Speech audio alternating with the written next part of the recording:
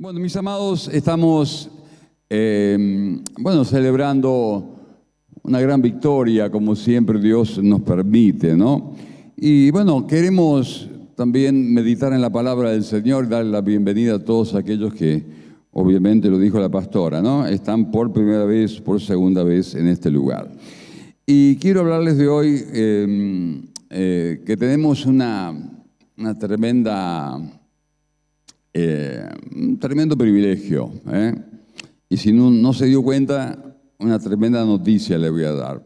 Usted nació en la mejor generación que pudo haber nacido. Amén. Usted nació en una generación donde las cosas cambian vertiginosamente. ¿Está bien? Donde las cosas suceden, y parece que todo se acelera, parece que el tiempo en realidad va mucho más allá de lo que nosotros podemos captar, ¿no? Y creo que esto es especial, creo que son tiempos definitorios y son tiempos de cambio que tenemos que estar ahí, prendidos de lo que está pasando. No podemos, sí, obviamente que tenemos cosas para dedicarnos en la vida, por ahí tenemos dificultades, pruebas, ¿no es cierto? Pero no estar desconectado de lo que Dios está haciendo en el mundo y de lo que la obra del Espíritu Santo está haciendo en el mundo. Obviamente, cuando habíamos empezado a agarrarle la mano a Internet, apareció la inteligencia artificial. Entonces, son cosas nuevas que hay que aprender constantemente, ¿no es cierto? Y no quedarnos atrás. ¿Por qué? Porque son tiempos definitorios, son tiempos de cambio, son tiempos vertiginosos, ¿no? Vamos hacia adelante y confiados en el Señor. Pero pasó algo el miércoles pasado, o sea, hace una semana, de que yo creo que también marca un cambio, una tendencia que creo que no debe pasar desapercibido para cada cristiano. Y más lo que estamos ahí en la batalla, más lo que estamos trabajando o los que queremos estar permanentemente trabajando en la obra de Dios, no podemos dejar de analizar lo que está sucediendo en el mundo. ¿Por qué? Porque verdaderamente tenemos que estar prendidos a la palabra de Dios que se va cumpliendo, que se va cumpliendo. El miércoles pasado, un cristiano verdadero murió con las botas puestas, por así decirlo, ¿no es cierto? Predicando la palabra, debatiendo, defendiendo el Evangelio, dando razón de su fe, como dice el apóstol Pedro, y verdaderamente con altura, con tremenda dignidad de un siervo de Dios, de un hombre de Dios. Y lo que hacía Charlie Kirk antes de morir, tenía un ministerio muy especial que no es tan fácil hacerlo, ¿no es cierto? Él recorría universidades en Estados Unidos invitando a debatir las ideas que cada uno tenía. Invitaba a debatir ideas, y esto realmente es muy importante, es muy importante. ¿Por qué? Porque las ideas que nosotros tenemos deben ser debatidas y deben ser probadas. Yo voy a hacer algo acá porque se me apaga cada rato. Y las ideas, si son buenas, deben ser puestas sobre la mesa, por así decirlo. Y si hay alguien que tiene algo mejor, que lo pueda, que lo pueda mostrar. Y él hacía con tremenda valentía, desafiando a los pensadores o supuestos pensadores, de que realmente ellos pudieran mostrar lo que pensaban, y él les debatía o rebatía conforme a las ideas que él tenía, ¿no es cierto? Era un verdadero cristiano que usaba la palabra de Dios permanentemente,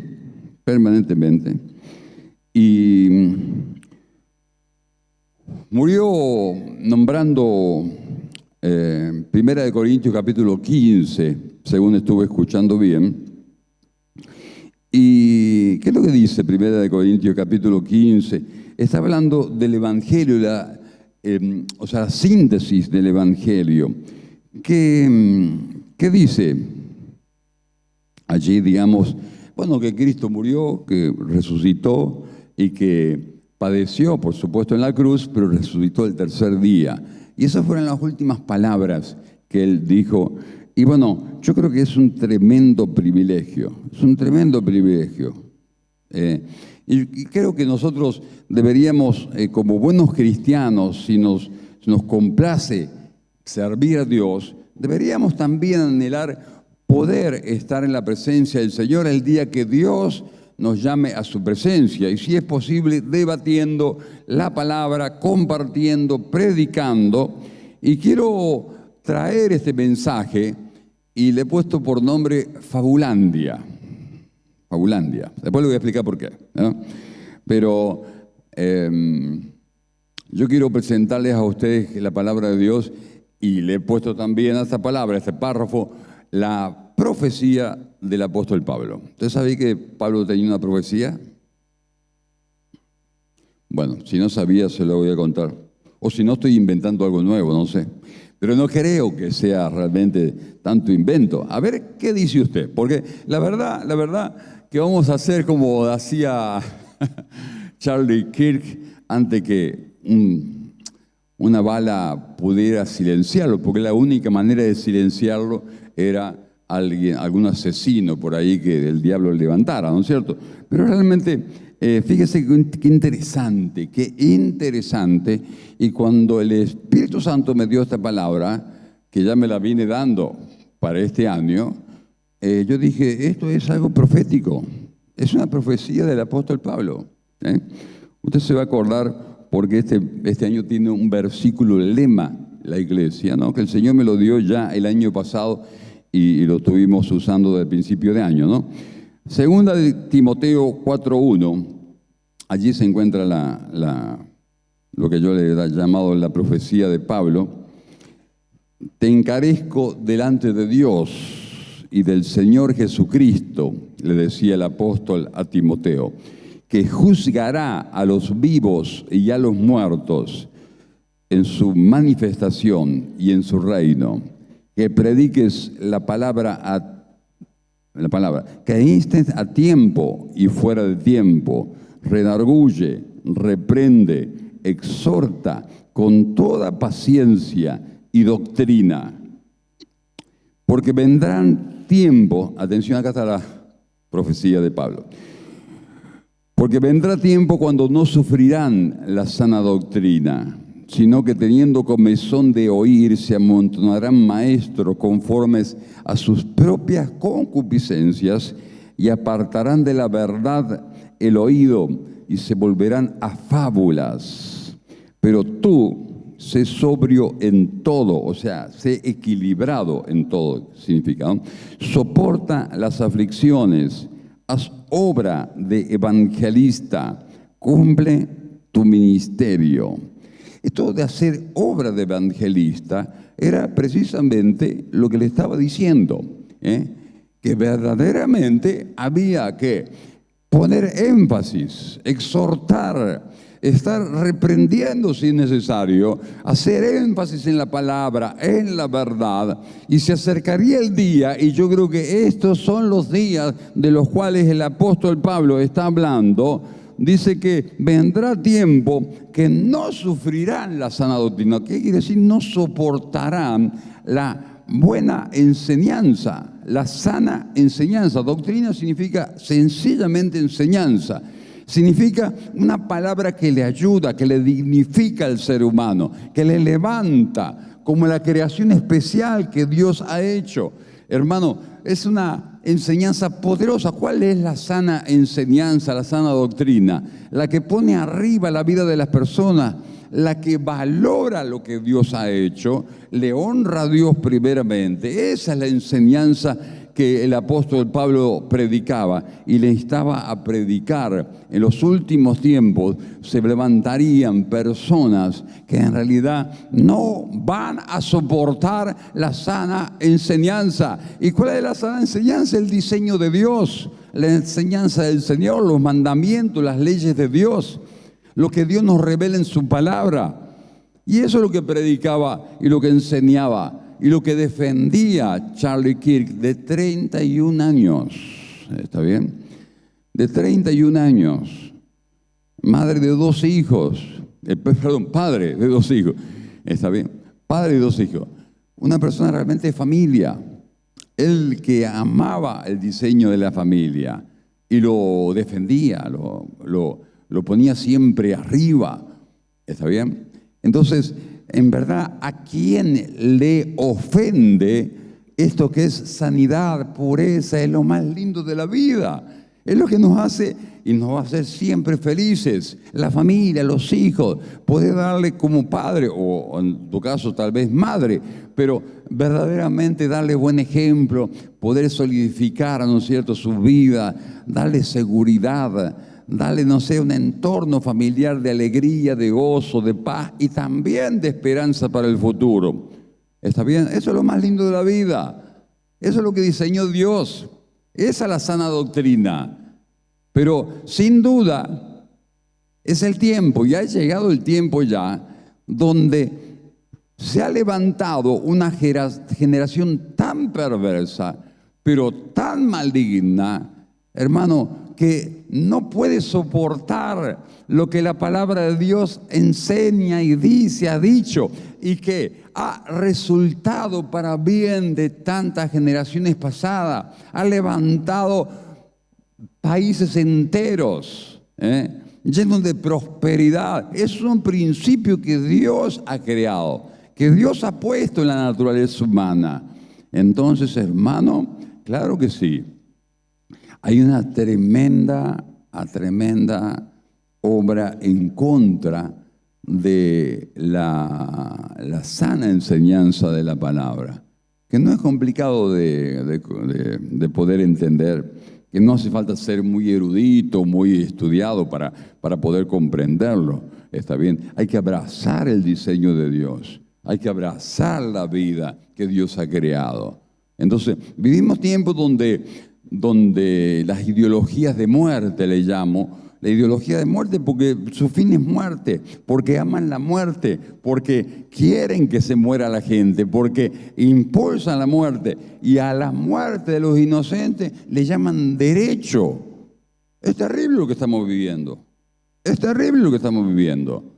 Entonces yo creo que la muerte de este muchacho tan joven, de 31 años, padre joven,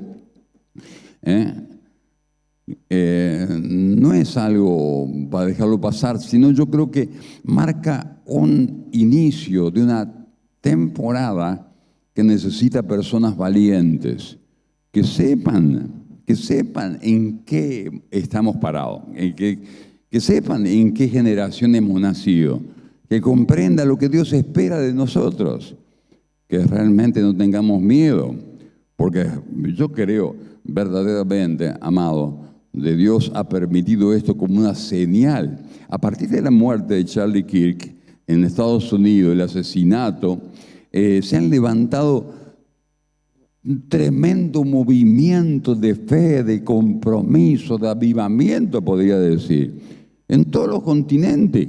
Uno recibe noticias, hermano, de Inglaterra, en Europa, en Australia, en Estados Unidos, fruto de un shock, de un golpe. Dios ha permitido el martirio a lo largo de la historia. ¿Sabe para qué? Para despertar a su iglesia, para que comprendamos que tenemos una tremenda tarea, la cual tiene que ser hecha. Que tiene que ser hecha con confianza, con fe, con valentía. ¿Y por qué le puse Fabulandia? Porque yo tenía una tía y también un tío, su esposo. Y bueno, ellos eran de comprar muchos libros, y yo cuando era chico iba de vacaciones a la casa de ellos y tenía una enciclopedia que se llamaba Fabulandia.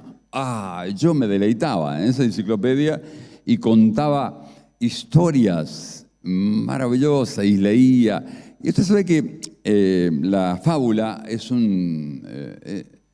una cuestión literaria, es una figura literaria para describir verdades morales, enseñanzas muy sencillas, pero muy profundas también, ¿no es cierto?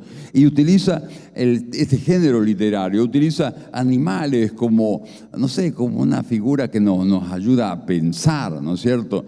Y estaba la tortuga que iba corriendo el maratón, así como Sandra, ¿no es cierto?, en Grecia, que va a correr, ¿no es cierto? Claro, pero la tortuga, póngale, era muy lerda, obviamente. Entonces cuando la vio la liebre, que era súper rápida, dijo, no, esta me va a ganar, por favor. Y se tiró a dormir la siesta. Pero lento, lento, lento, lento, lento, la tortuga, la fábula dice que le ganó. Porque lento, lento, pero llegó. Y el otro se confió. Y así es la fábula, el género literario, ¿no es cierto?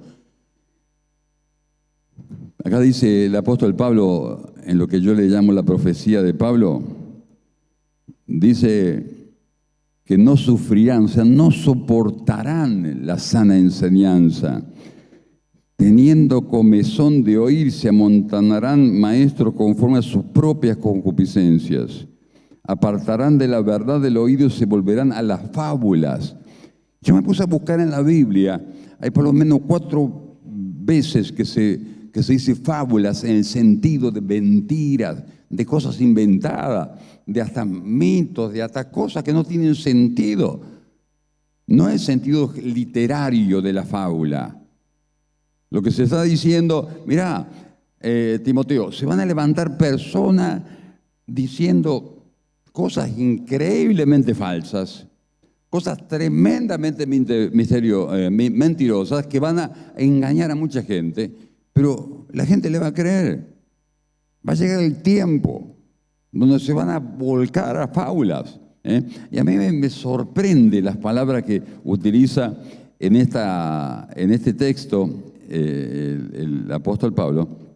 Dice, teniendo comezón de oído, o sea que no soporta. Así pasaba cuando debatía. Entonces, era muy desafiante, ¿no? Se ponía allí bueno, lamentablemente fue la última vez que estuvo en una universidad en Utah, ¿no? Y bueno, entonces anunciaban, decían, quien quiera debatir, se le invita a debatir, se le daba un micrófono con mucho respeto, ¿no es cierto? Se le escuchaba y se le contestaba, y ahí estaba Charles Kirk contestando, con mucha altura, con mucho respeto a las personas, y entonces esto generaba una movilización tremenda, y había algunos que, no sé, le desbordaba el odio por todos lados, pero no podían refutar esa gracia que tenía este muchacho, para poder explicar desde el punto de vista cristiano lo que verdaderamente era bueno para todos, acá en la China, en cualquier parte del mundo, ¿no es cierto? El diseño de Dios. Entonces, realmente tenían comezón de oír algunos, ¿no es cierto? Y se amontonarán maestros, atención, conforme a sus propias concupiscencias. Maestros conforme a sus propias concupiscencias. ¿Qué significa concupiscencia? Sino depravación. Son pasiones desordenadas y depravadas.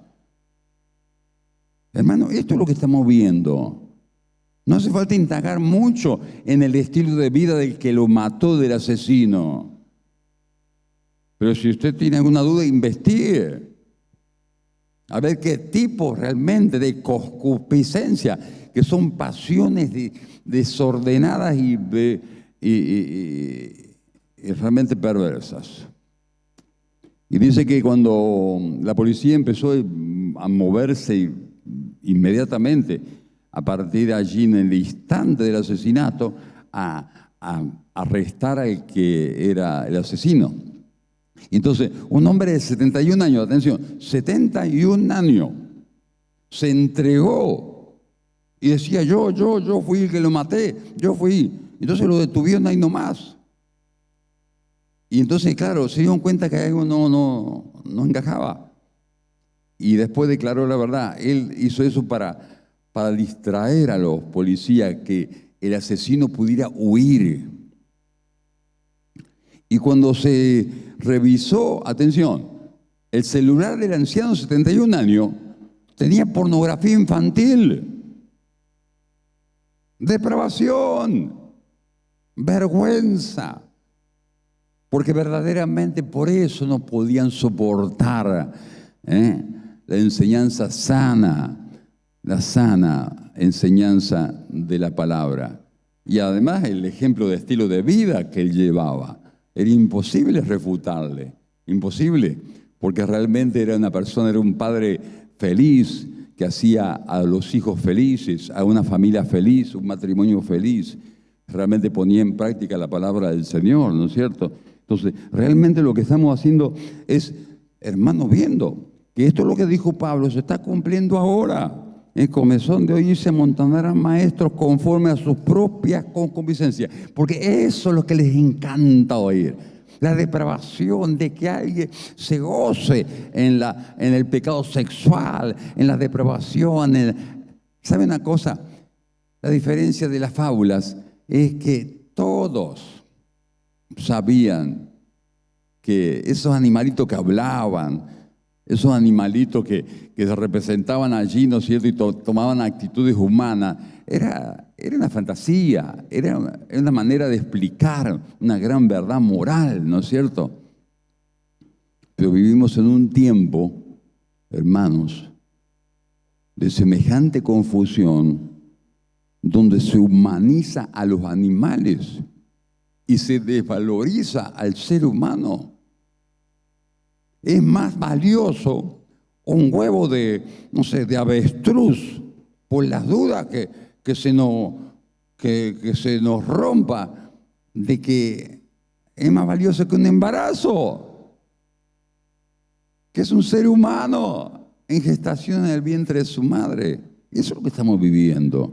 Entonces no soporta, amado, que se les diga lo contrario. No soporta que se le digan lo contrario. Se apartarán de la verdad el oído, se volverán a fábulas, a cosas que... lo más increíble es que personas que antes enarbolaban la ciencia como algo irrefutable en contra de la fe, ahora se olvidaron de la ciencia porque lo que están planteando, es anticientífico. Son fábulas anticientíficas, amado, como la ideología de género, como contaba el profeta, por ejemplo, en la provincia de Buenos Aires. A full, están queriéndole meter en la mente a los chicos en la primaria, ya en la primaria. Hermano, depravaciones sexuales, eso lo hemos visto por la noticia. Porque son ideologías perversas. Y quieren que ellos decidan que van a ser hombres o mujeres de acuerdo al criterio que ellos tomen, ¿no es cierto? Es más, puede ser una semana hombre y otra semana mujer. O sea, realmente es algo incoherente. Son fábulas, son inventos. ¿Está bien? ¿Por qué? Porque evidentemente vivimos en un tiempo donde, hermano, podemos llamarle al mundo entero, porque esto tiene que ver con el globalismo, fabulandia, o sea, el mundo de las fábulas. Terrible, tremendo. Por eso se dice que el sexo no se cambia. El sexo es imposible cambiarlo. Es una fábula cambiar el sexo. La persona que nació realmente se podrá inyectar hormonas, se podrá cortar por todos lados, pero siempre va a tener el mismo sexo. Eso lo determina los cromosomas. ¿Te das cuenta? O sea, vivimos ese tiempo de las fábulas. Y ese tiempo realmente, lleva consigo poder hablar con la verdad. Porque la cuestión es esta: ¿la verdad o la mentira? ¿La verdad o la mentira? El asesino realmente se expone a la pena de muerte, porque en el estado de Utah está plenamente vigente la pena de muerte para los asesinos que asesinan sin motivo a la gente, ¿no es cierto? Como fue este caso. Pero realmente, ¿cuál es la batalla? ¿La verdad o la mentira? Se apartarán de la verdad. Esa es la cuestión. Esa es la cuestión. Mire, yo le voy a contar algo, porque usted tiene que abrazar la verdad. Porque la verdad derrota a Satanás, que es el padre de mentira. Mentiroso y padre de mentira, dijo Jesucristo. Entonces, la verdad lo derrota. lo confronta, lo expone, lo agita. Hermano, nunca Satanás va a amar a una persona que anda con la verdad. Nunca, nunca. Y cuando exponemos la verdad, y por exponer la verdad lo mataron a este muchacho. Por decir la verdad. No es que decía algo realmente que fuera mentira. Entonces, yo digo, amado, esta es una decisión para tomar. ¿Andás en la verdad? O en medias verdades, más o menos. Yo te voy a decir algo. Jesucristo dijo, yo soy el camino y la verdad y la vida. Y más que nunca en estos años, hermano, vamos a tener que aferrarnos a la verdad, porque la mentira va a avanzar por todos lados. Cuando en el primer siglo del cristianismo los apóstoles escribieron lo que tenemos en el Nuevo Testamento, obviamente que se empezaron a hacer copias, ¿no es cierto? Se hicieron copias y copias y copias y copias, ¿no? Y claro, obviamente que los papiros fueron, digamos, gastándose, pero los manuscritos eran a mano para colmo. Y bueno, obviamente se han descubierto manuscritos del año, copias de los evangelios, que de las cartas del apóstol Pablo, del año 200 y algo, y todo eso, ¿no es cierto? Pero los manuscritos originales obviamente desaparecieron. Aquel manuscrito que escribió el apóstol Juan, el apóstol, no sé, Pedro, o las cartas de Pedro, las cartas de Pablo. O sea, el original obviamente desapareció en el tiempo. Después de 100 años, obviamente, ¿no es cierto? La cosa no era fácil. Ahora, Dios se preocupó que quedara algo de aquellos primeros tiempos donde el apóstol Pablo o el apóstol Juan escribiera. Algo quedó de aquella época. En el año 1920 se encontró lo que se llama el papiro 52, que se ha datado, digamos, cronológicamente y se lo ubica en la época de los apóstoles, o cerca de la época de Juan, por lo menos, el apóstol que murió último de todos, el más jovencito. ¿Está bien? Y yo le voy a preguntar algo a usted. Si usted fuera Dios y tuviera la oportunidad de decir, bueno, voy a preservar un versículo de los primeros manuscritos que hicieron mis apóstoles allá, el apóstol Juan. ¿Qué versículo elegiría? Está bueno, ¿eh? Muy bueno, muy bueno. No, es importante, interesante, pero no fue el que Dios eligió, porque se encontró un versículo de aquella época, uno solo. Es como que Dios dijo, mira, si van a creer, le va a alcanzar las copias, pero si alguien quiere una prueba de los primeros siglos, le voy a dejar un versículo. El que va a querer, va a creer. Y encontraron en 1920, le decía, en Egipto, una serie de manuscritos de la época de hace 2000 años, ¿no? Entonces, bueno, lo llevaron a Inglaterra, eran arqueólogos ingleses, lo llevaron a Inglaterra y quedó olvidado por 14 años, dice. Pero entonces un estudioso ahí, un tal Roberts, lo empezó a estudiar y encontró un pequeño papiro, pequeñito así, que al numerarlo le puso el papiro 52, era el más pequeño de todos.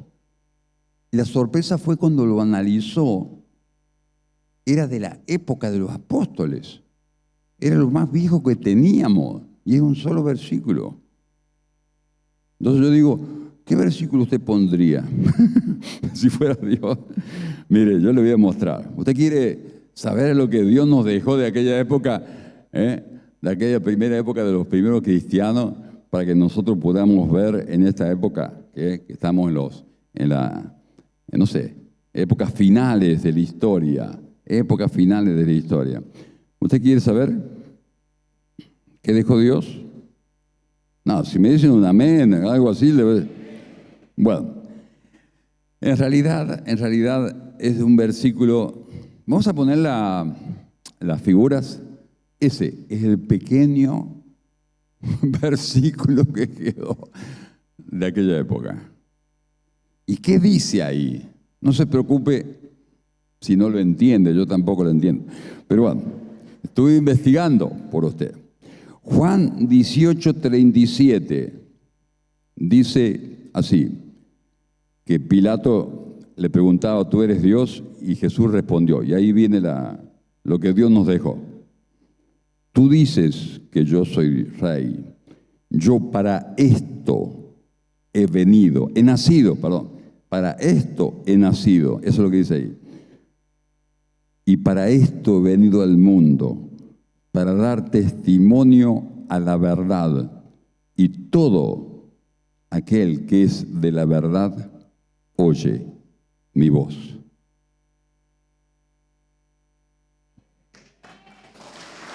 Mejor imposible.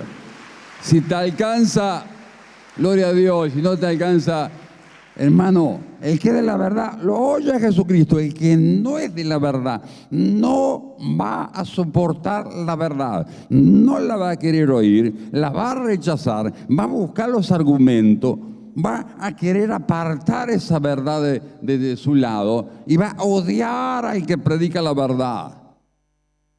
Vivimos esos tiempos. Estuve viendo un video me parece que es Inglaterra o por ahí, de habla inglesa, una mujer predicando el evangelio y se enojó un musulmán, la arrancó del pelo, la arrastró con el pelo por predicar el evangelio. Hermano, hemos llegado a esta época. Por eso para mí esta es la profecía de Pablo que se está cumpliendo. Llegará el tiempo que anhelarán maestros de acuerdo a sus propias pasiones bajas. ¿Está bien? Y si no corresponde esas pasiones de la concupiscencia desordenada, de sus instintos animalescos, o sea, lo van a odiar. Lo van a odiar. Y creerán fábulas en realidad. Y no querrán escuchar el fruto de dejar actuar a Dios en sus vidas. No querrán saber nada, ni que uno le dé un testimonio, ni que uno le cuente lo que Dios ha hecho en cada uno de nosotros. Ellos preferirán las fábulas, las mentiras, los engaños, las cosas más increíbles, los inventos más terribles. Eso es lo que van a creer. Eso es lo que van a creer. Llamado la gracia del martirio. Y ¿sabe una cosa? Como alguna otra gracia de Dios, no cualquiera la recibe. Por eso yo digo, esto es algo que es choqueante, esta muerte de este buen hombre, por los frutos que dio y por los frutos que dio, principalmente con su familia, con sus hijos, con el ejemplo que dio siempre, ¿no? Un cristiano verdaderamente con frutos. Pero realmente desde la época de los apóstoles, Dios utilizó el martirio para que su reino avance con poder. Porque dice que Esteban les dijo a ellos, a los que después lo mataron, ¿no? Lo apedrearon. Le dijo, ustedes siempre resisten al Espíritu Santo de Dios. ¿A qué de los profetas no persiguieron ustedes? Y cuando les dijo eso, una gran verdad, dice que ellos, hermano, echándole fuera de la ciudad, Hechos 7:58, le apedrearon. Y los testigos pusieron su ropa a los pies de un joven que se llamaba Saulo, que iba a ser el apóstol Pablo, después se convirtiera, ¿no? Y apedreaban a Esteban mientras él invocaba y decía, Señor Jesús, recibe mi espíritu. Y puesto de rodillas, clamó a gran voz, Señor, no le tengas en cuenta este pecado. Y habiendo dicho esto, durmió. O sea que partió de la presencia del Señor. Dice que a partir de ahí empezó a crecer la iglesia por todos lados. Se desparramó por todo el lado del evangelio, hermano. Porque ellos estaban muy cómodos ahí en Jerusalén. Entonces Dios utilizó el martirio de un verdadero cristiano. Entonces yo digo, es tiempo de predicar. Y la pregunta sería, ¿quién tomará la antorcha que dejó caída Charlie Kirk? ¿Quién tomará la antorcha? Porque esa es la cuestión. Porque se caerá uno, pero realmente Dios quiere levantar a miles y a miles de personas. Amén. Cuando yo estaba debatiendo con mis dudas interiores, siendo muy joven, solterito y sin apuro, Dios me estaba llamando a servirle. Dios me estaba llamando a servirle. Y yo sí, que no, que tal vez, por ahí, quizás. Y teníamos un joven judío que se había convertido. Era el líder de los jóvenes en la iglesia. Un muchacho excelente en todo nivel, aún en el estudio. Era un genio, diríamos, ¿no es cierto? Todo 10 en los estudios. Estudiaba licenciatura en química en la universidad. Era un cristiano que se convirtió con nuestro ex vicegobernador Pablo Chirich, un excelente evangelista, excelente predicador. Lástima que se dedicó a la política. Bueno, en mi opinión, no. La cuestión es que en aquella época, cuando era evangelista Chirich, se convirtió este muchacho judío juntamente con el hermano menor, juntamente con una hermanita que tenía. Y Francisco Fixman era extraordinario, era nuestro líder. Y sabe una cosa, le agarró un cáncer fulminante y lo perdimos. Y se murió y se fue a la presencia del Señor. Pero no sabíamos que se iba a la presencia del Señor, pero no nos quedamos bien. Y ahí donde yo dije, no puede ser. Él era mejor que yo, pero yo voy a tratar de tomar la antorcha que este muchacho dejó. Yo no sé si él en algún momento se iba a dedicar al evangelio, a predicar, a ser pastor, a ser evangelista, lo que sea. No sé, Dios lo sabe. Pero para mí fue movilizante. Ahí tomé una decisión y yo dije, yo voy a servir a Cristo. Y no me arrepiento. ¿Sabe por qué? Porque Dios es bueno. Y su misericordia es para siempre. ¡Aleluya! ¡Gloria a Dios! ¡Aleluya! No me arrepiento porque he visto las manos del Señor. Y realmente, mire, ha habido cosas que han tardado mucho tiempo en hacerse realidad de parte de Dios para mi vida. Pero ¿sabe una cosa? Al que persevera, Dios le muestra su gloria. Al que batalla en la época, en la vida, ¿no es cierto? En épocas malas, épocas buenas, y sigue dándole batalla, hermanos, porque no es fácil la lucha espiritual. No es fácil. Dios le muestra su gloria. Amén. No me lo tiene que contar. Yo lo he visto. Yo he visto la obra del Espíritu Santo en mi vida, que yo vengo de las tinieblas de mi familia. No me tienen que contar. No es que me las sabía todas, ni me las conocía todas, ni heredé como tienen privilegio mis hijos, de decir, yo tengo la Biblia de mi bisabuela que era cristiana. Oh, qué privilegio, por favor. Realmente, no tuve ese privilegio de tener a alguien en la familia que pudiera decirme, mirá, Guillermo, de chiquito, esto es así, la palabra de Dios te aconseja, te dice, te manda, te ordena para que todo te vaya bien. No. Y ahí cuando conocí a Graciela me convertí del todo. ¿Está bien? Nada. Bueno, termino realmente con una experiencia. Resulta que hace varios tiempo atrás, hablando en lenguas, orando en lengua, en idiomas desconocidos, ¿Qué es el don de lengua en la Biblia? Le digo por si no sabe alguno, es un idioma que no hemos aprendido, es un idioma del Espíritu Santo. Y nosotros nos ponemos a orar y nos sale frase, y nos sale, y de lo más profundo del ser es un clamor, es una oración. Entonces, ¿por qué pasa eso? Porque muchas veces debemos orar y clamar al Señor por cosas que no tomamos conciencia.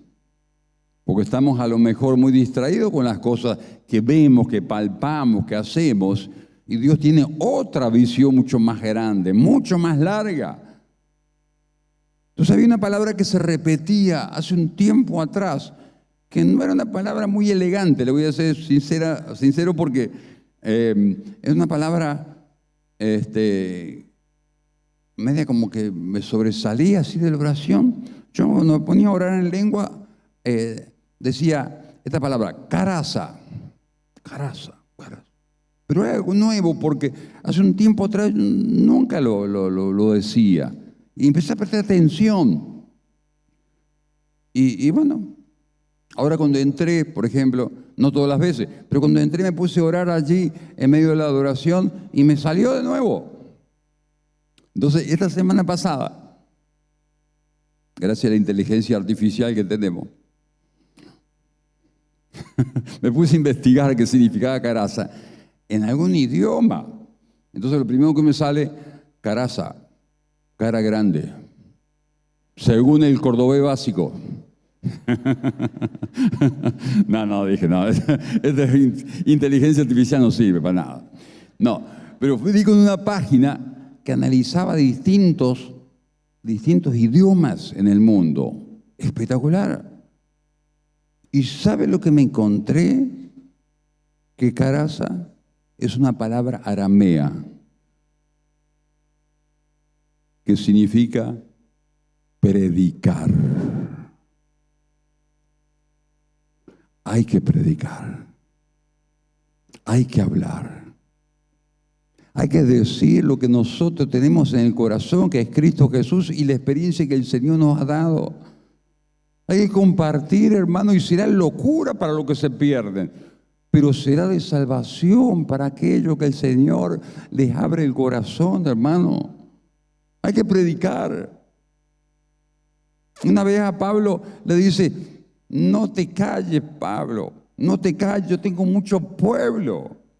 Pero no había que callarse, había que hablar, había que predicar. Hermano, hay que compartir el Evangelio. ¿Y sabe qué? El Evangelio, como murió Charlie Kirk, murió, pero también resucitó. Él está intercediendo por nosotros.